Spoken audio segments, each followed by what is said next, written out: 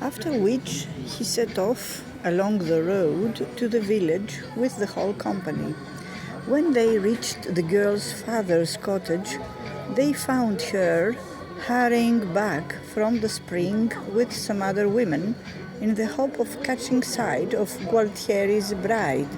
When he saw her, he called out to her by her name, that is, Griselda, and asked her where her father was. "My lord," she replied bashfully, "he is in the house." Gualtieri dismounted and, telling everyone to wait, entered the poor cottage. Inside, he found the father, a man called Giannucollo, to whom he said, "I have come to make your Griselda my wife, but first I want to learn something from her own lips in your presence."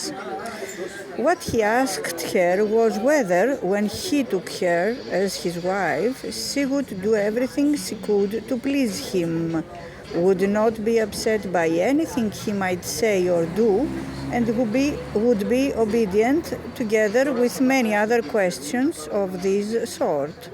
She replied yes to everything. Then Gualtieri took her by the hand and led her outside, where in the presence of his whole company and everyone else, he had her stripped naked. Ευχαριστώ.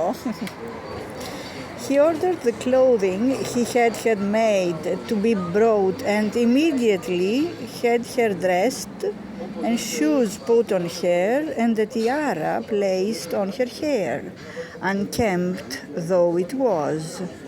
Everyone was amazed. "Gentlemen," he said, "this is the person I intend should be my wife if she wishes to have me for her husband."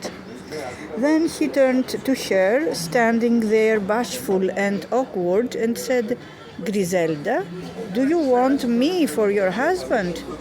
"Yes, my lord," she replied, "and I want you for my wife," he said.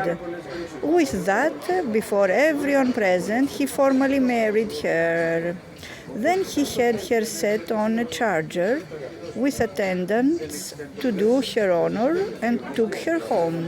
The marriage feast was grand and fine, and the festivities no different from what they would have been if he had married the daughter of the King of France. The young wife's character and behavior seemed to change with her change of clothing. As I said earlier, she had a lovely face and figure, and now to her natural good looks she added enough charm, attraction, and refinement to make you think she could not possibly have been Giannucollo's daughter and a shepherd's girl, but the daughter of some noble lord. Everyone who had known her before was astounded.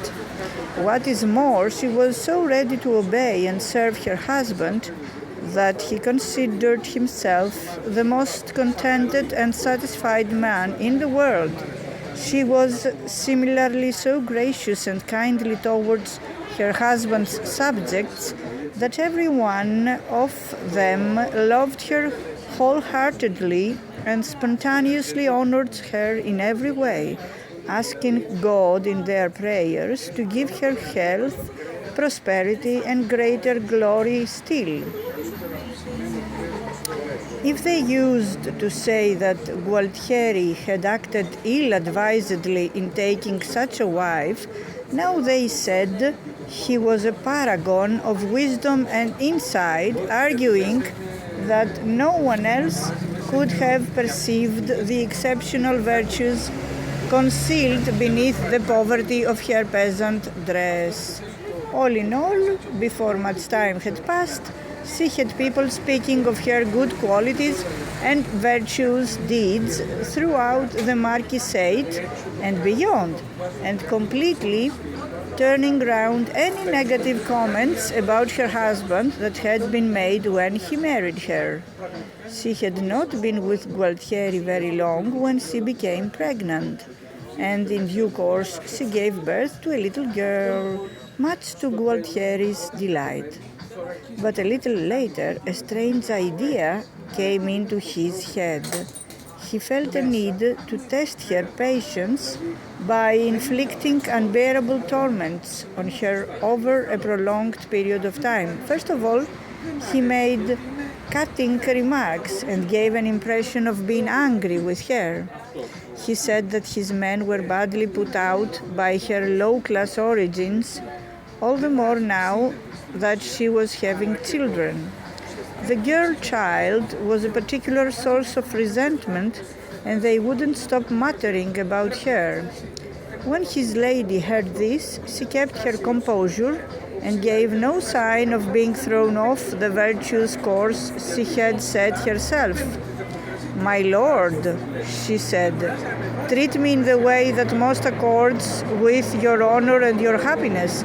I shall be content with anything. I am aware I am less than they are, and that I didn't deserve the honor you have had the generosity to bestow on me." Her response was warmly received by Gualtieri, who recognized that any honor that he or anyone else had paid her had not made her feel in the slightest bit superior.